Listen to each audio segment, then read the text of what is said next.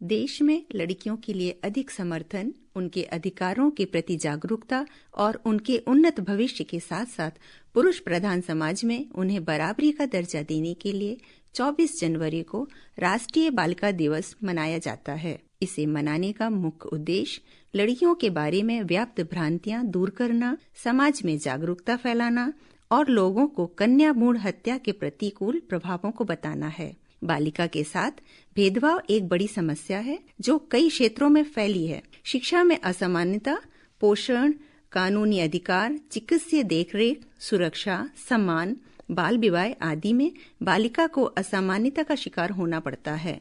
राष्ट्रीय बालिका दिवस की शुरुआत वर्ष 2009 से की गई। 24 जनवरी के दिन देश की प्रथम महिला प्रधानमंत्री श्रीमती इंदिरा गांधी को नारी शक्ति के रूप में याद किया जाता है। इसी दिन इंदिरा गांधी ने पहली बार प्रधानमंत्री की कमान संभाली थी। इसीलिए इस दिन को राष्ट्रीय बालिका दिवस के रूप में मनाने का निर्णय लिया गया। आज बालिकाएं हर क्षेत्र में आगे बढ़ रही हैं, लेकिन आज भी वह अनेक कुरीतियों का शिकार हैं। ये कुरीतियां उसके आगे बढ़ने में बाधाएं उत्पन्न करती है।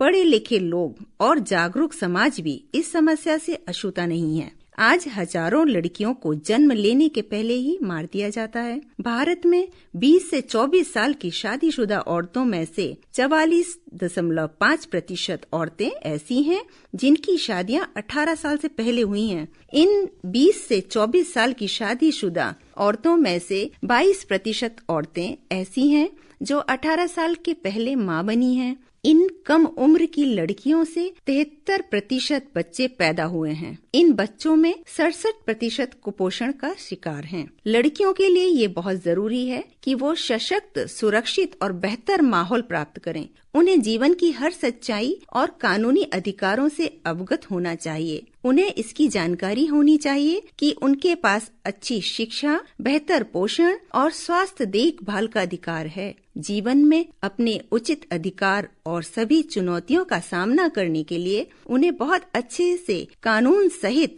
घरेलू हिंसा की धारा 2009, बाल विवाह रोकथाम एक्ट 2009, दहेज रोकथाम एक्ट 2006 आदि से अवगत होना चाहिए। हमारे देश में महिला साक्षरता दर अभी भी 54% है और युवा लड़कियों का 1/3 कुपोषित है। इसीलिए विभिन्न प्रकार की योजनाओं के द्वारा बालिका शिशु की स्थिति को सुधारने के लिए महिला एवं बाल विकास मंत्रालय के द्वारा राष्ट्रीय और राज्य स्तर पर बहुत सारे कदम उठाए गए हैं। महिला एवं बाल विकास मंत्रालय ने धन लक्ष्मी नाम से एक योजना की शुरुआत की है, जिसके तहत बालिका शिशु के परिवार को नगद हस्तांतरण के द्वारा मूलभूत जरूरतों जैसे जन्म पंजीकरण, स्कूल में नामांकन और कक्षा 8 तक के रखरखाव को पूरा किया जाता है। इसी क्रम में भारत सरकार की बेटी बचाओ बेटी पढ़ाओ योजना एक महत्वाकांक्षी योजना है, जिसका उद्देश्य बड़ी जागरूकता पैदा करना है। महिलाओं के लिए कल्याणकारी सेवाओं की गुणवत्ता में सुधार करना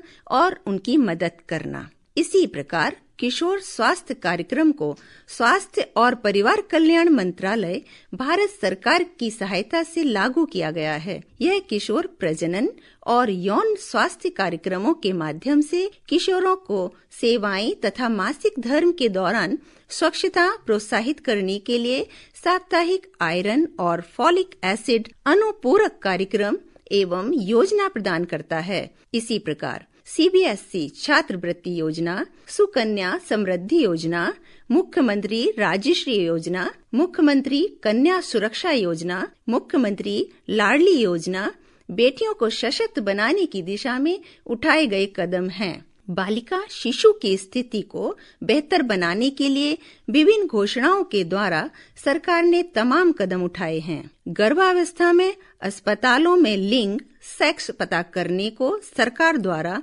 गैर कानूनी करार दिया गया है। बाल विवाह को निषेध घोषित किया गया है। कुपोषण, अशिक्षा, गरीबी और समाज में शिशु मृत्यु दर से लड़ने के लिए सभी गर्भवती महिलाओं के लिए प्रसवपूर्ण देखरेख को जरूरी बना दिया है। बालिका शिशु को बचाने के लिए सरकार द्वारा बालिका शिशु को बचाओ योजना की शुरुआत की गई है। मुफ्त और आवश्यक प्राथमिक स्कूल के द्वारा भारत में बालिका शिशु शिक्षा की स्थिति में सुधार हुआ है। बालिका शिशु की स्थिति को सुधारने के लिए महिलाओं के लिए स्थानीय सरकार में 1/3 सीट भारतीय सरकार ने आरक्षित रखी हैं। महिलाओं की स्थिति और रोजगार के मौके को बढ़ाने के लिए कानून द्वारा MTP विरोधी, सती कानून विरोधी, दहेज विरोधी एक्ट भी लाया गया है।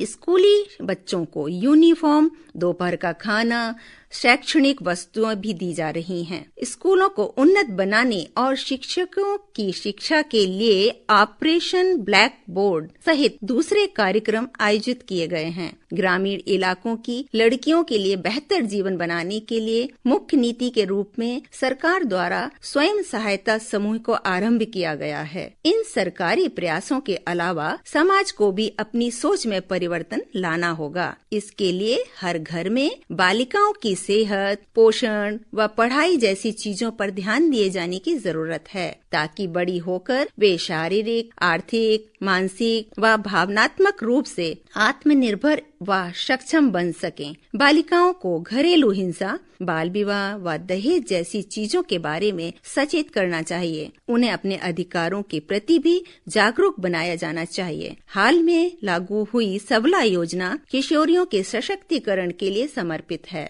इन सब का उद्देश्य लड़कियां, खासकर किशोरियों को सशक्त बनाना है, ताकि वे आगे चलकर एक बेहतर समाज के निर्माण में योगदान दे सकें। आइए बेटियों के सपनों को पंख देकर उन्हें सफलता के आसमान में उड़ने के लिए प्रेरित करें। और अंत में मैं यह कहना चाहूंगी कि बेटी कुदरत का उपहार, नहीं करो उसका तिरस्कार। जो बेटी को दे पहचान, माता पिता वही महान।